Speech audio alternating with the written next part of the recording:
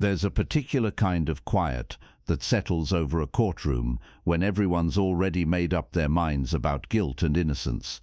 It's the quiet of vultures circling, of wolves deciding which way to howl. I've heard that quiet more times than I care to count, but none haunted me like the silence that filled Judge Morrison's courtroom that November morning when Justice wore a blindfold and carried a loaded deck. You see, sometimes the truth ain't what everybody wants to hear.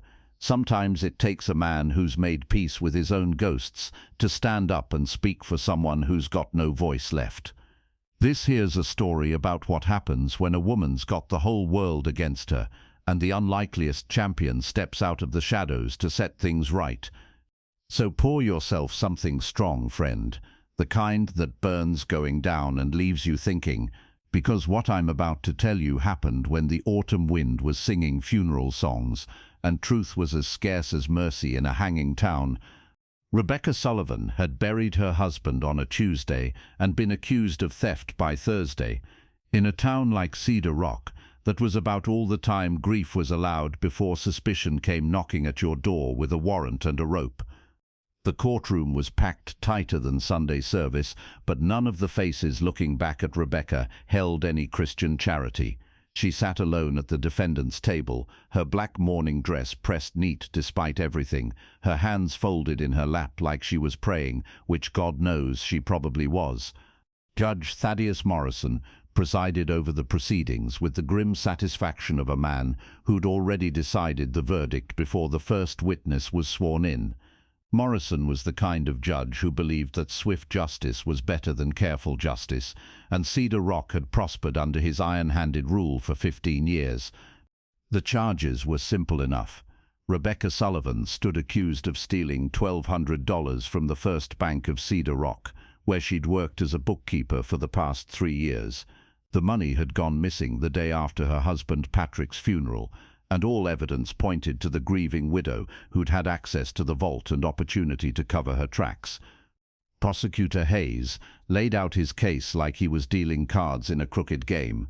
The missing money, Rebecca's access to the bank's records, her husband's mounting medical debts from his long illness, the timing of the theft, coming so soon after the funeral when she would have been desperate and distracted.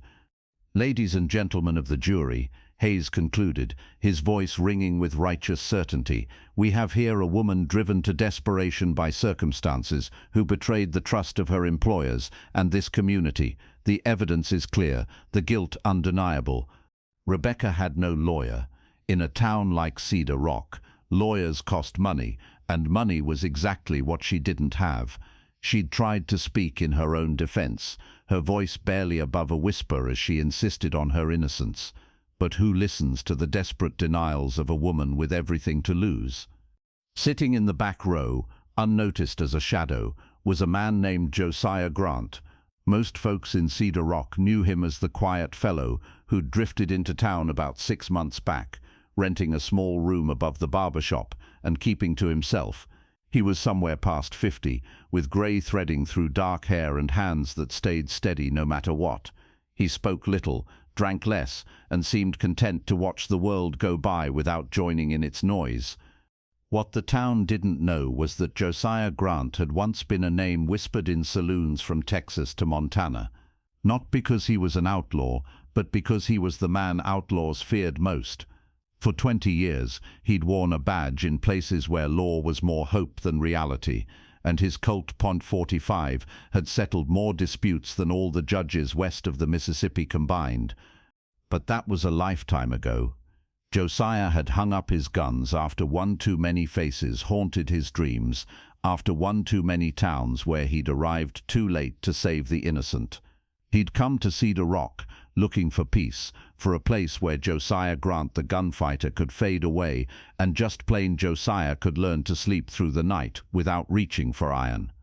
He'd been sitting in that back row for 2 hours, listening to the prosecution paint Rebecca Sullivan as a common thief, watching her shoulders shake with silent tears, seeing the way the whole town had already written her obituary, and something deep in his chest, something he'd thought was dead as last year's grass, started to stir. Josiah knew innocent when he saw it. He'd learned to read guilt and desperation in a man's eyes from 50 yards, and what he saw in Rebecca Sullivan wasn't the cunning of a thief, but the bewilderment of a woman who couldn't understand how the world had turned so cruel so fast. The prosecution rested its case just as the courthouse clock struck 3. Judge Morrison called for closing arguments, his gavel already reaching for what everyone knew would be a guilty verdict. In Cedar Rock, bank robbery was a hanging offense, and Morrison had never been one to show mercy to those who betrayed the town's trust. That's when Josiah Grant stood up. The scrape of Josiah's boots against the courtroom floor cut through the afternoon silence like a blade through silk. Every head turned to look at the stranger rising from the back row, this quiet man who'd kept his own counsel for 6 months and now seemed to have something to say. "Your Honor," Josiah said, and his voice carried the kind of authority that made strong men step aside and wise men listen. "I believe there's been a mistake." Judge Morrison's eyebrows climbed toward his hairline. "Mr. Grant, isn't it? You're not an officer of this court. You have no standing in these proceedings." Josiah walked down the center aisle with the measured pace of a man who'd faced down death more times than he cared to count. When he reached the front of the courtroom, he turned not to the judge, but to the packed gallery of townspeople who'd come to watch Rebecca Sullivan's downfall. "No, Your Honor, I'm not a lawyer, but I am a witness." The courtroom erupted in whispers and murmurs. Rebecca looked up at this stranger with confusion, and something that might have been hope flickering in her dark eyes. Prosecutor Hayes shot to his feet. "Your Honor, this is highly irregular. Mr. Grant has had ample opportunity to come forward if he had relevant testimony." "Sit down, Hayes," Morrison said, his curiosity clearly piqued. "Mr. Grant, what exactly did you witness?" Josiah reached into his coat slowly, deliberately, and withdrew a folded piece of paper. "What I witnessed, Your Honor, was a theft, but not by the woman sitting at that table." He unfolded the paper and held it up for the court to see. "This is a receipt from the Denver National Bank, dated 3 days ago. A deposit receipt for $1,200 made by one Vernon Hayes. I believe that's your prosecutor there, under an assumed name." The silence that followed was so complete you could hear dust settling on the windowsills. Prosecutor Hayes had gone white as fresh snow, his mouth working like a fish out of water. That's impossible," Hayes stammered. "You can't possibly have—" "Can't I?" Josiah's voice was quiet, but it carried to every corner of the courtroom. "You see, Mr. Hayes, I followed you to Denver 2 days ago, watched you make that deposit, watched you burn what you thought were all the receipts, but banks keep copies, and a man with the right connections can sometimes obtain them."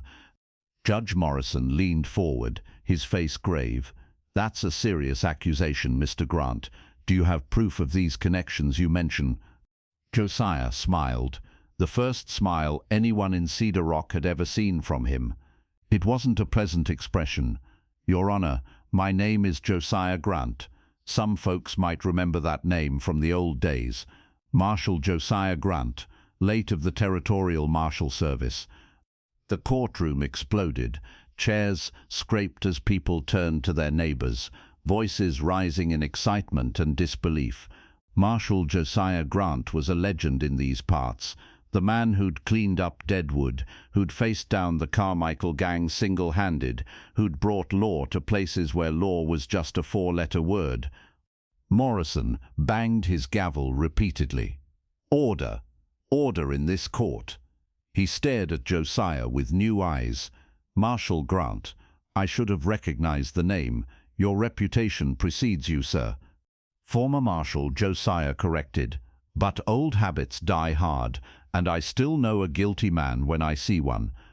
He turned to face Hayes, who was now backing toward the door like a man looking for the nearest exit. "The thing is, Vernon, you made one mistake. Actually, you made several, but the big one was picking on a woman who reminded me too much of someone I failed to protect once before." Josiah's voice grew harder, colder. "You saw a grieving widow with no friends, no family, no one to speak for her. You figured she'd make the perfect scapegoat for your own crime. Bank your stolen money in Denver, let her hang for it, and come out clean as Sunday morning." Hayes made a break for the door, but two of Morrison's bailiffs were already moving to block his path. The man who'd been so confident prosecuting an innocent woman crumpled like wet paper when faced with his own guilt. "You don't understand," Hayes pleaded. "I had debts, gambling debts to dangerous men. They would have killed me if I didn't pay. So you decided to let an innocent woman hang instead," Josiah said, and now his voice carried all the ice of a Montana winter. "You figured her life was worth less than your comfort." Rebecca was staring at Josiah like he was some kind of miracle in human form. "Why?" she whispered. "Why did you help me? You don't even know me." Josiah turned to her, and for a moment the hard mask of the legendary marshal slipped away, revealing something raw and human underneath.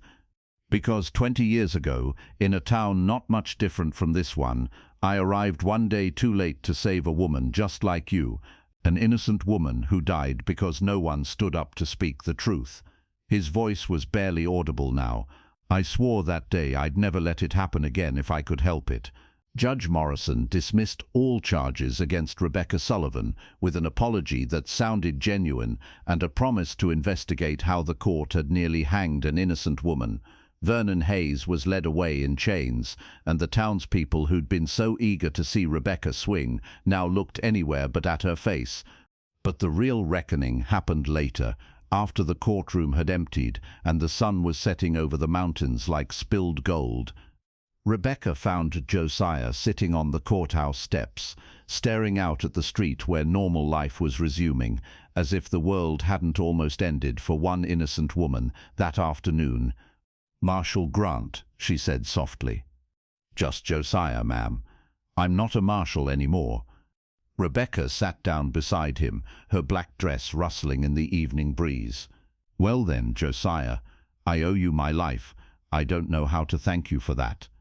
Josiah was quiet for a long moment, watching the townspeople hurry past without meeting their eyes. "No thanks needed, Mrs. Sullivan. Just doing what should have been done from the start." "Rebecca," she corrected gently, "and what you did, following Hayes to Denver, getting that proof, that wasn't just doing what should have been done. That was going above and beyond for a stranger." Josiah looked at her then, really looked, and saw something he'd almost forgotten existed: simple human goodness, tested by fire and not found wanting. "You weren't a stranger," he said finally. "Not really. I've known a dozen women just like you over the years, good women who got dealt bad hands and faced them with grace. Most of them, I couldn't help, arrived too late, or the evidence wasn't there, or the town was too set in its ways to listen to reason." He stood up, brushing dust from his pants. "I've been carrying their faces with me for 20 years, Rebecca. Figured it was time I added a face that got to live instead of die." Rebecca rose as well, and impulsively reached out to touch his arm. "Josiah, where will you go now? You've made an enemy of half this town by proving them wrong." Josiah smiled, and this time it was a real smile, warm as summer sunshine. "Well, I was thinking I might stick around for a while. Cedar Rock seems like the kind of place that could use a man who's not afraid to speak up when truth needs defending." He paused, suddenly looking younger despite the grey in his hair. "Besides, there's a certain widow in this town who might need someone to help her rebuild her reputation, someone to stand with her when the whispers start, someone to remind folks that she's the victim here, not the villain." Rebecca felt tears on her cheeks, the first tears she'd shed that weren't born of grief or fear. "Are you saying you'd like to stay here in Cedar Rock?" "I'm saying I've been running from my past for 6 months, trying to forget the men I've killed and the people I couldn't save, but maybe it's time I stopped running and started building something instead." Long pause, like the settling of dust after a storm. They were married the following spring in the little white church on Maple Street, with Judge Morrison himself performing the ceremony as a kind of penance for nearly sending an innocent woman to the gallows. Half the town came to the wedding, sheepish and apologetic, trying to make amends for their rush to judgment. Josiah never wore a badge again, but he didn't need to. His reputation as a man who'd stand up for truth was enough to keep Cedar Rock honest. He opened a small detective agency, helping folks find lost family members and missing property, always taking the cases that involved protecting the innocent rather than punishing the guilty. Rebecca worked beside him, her keen mind for details and natural compassion making her a perfect partner in more ways than one. Together they built something neither had thought possible, a life based not on what they'd lost, but on what they'd found in each other. When Josiah passed at the age of 78, the whole territory mourned. His funeral was attended by marshals and outlaws alike, by women whose lives he'd saved and men whose respect he'd earned the hard way. But the words carved on his headstone were chosen by Rebecca, and they spoke to the man he'd become rather than the legend he'd been. He stood up when others sat down. He spoke truth when others stayed silent. He chose love over law and found both. Final pause, like embers cooling in a dying fire. Now I've told you this story, not because it's the most exciting tale I know, though watching a legendary marshal rise from retirement to save an innocent woman surely has its moments, but because it reminds us that sometimes the most important thing we can do is simply refuse to stay silent when we see injustice happening. Sometimes courage doesn't look like facing down gunfighters at high noon. Sometimes it looks like standing up in a crowded room and saying, "Wait, you're wrong, and here's why." And sometimes, just sometimes, when you think you're alone against the whole world, that's exactly when the right person finds the courage to speak for you. Not because they have to, not because they owe you anything, but because they've learned that the only way to live with yourself is to live for something bigger than yourself. The frontier's full of stories about men who lived by the gun and died by the gun. But this one's about a man who learned that the most powerful weapon he could carry wasn't made of steel and lead. It was made of truth, courage, and the willingness to stand up for those who couldn't stand up for themselves. Trust me on that. I saw it happen with my own eyes, and it's a sight worth remembering when the world seems dark and justice seems blind.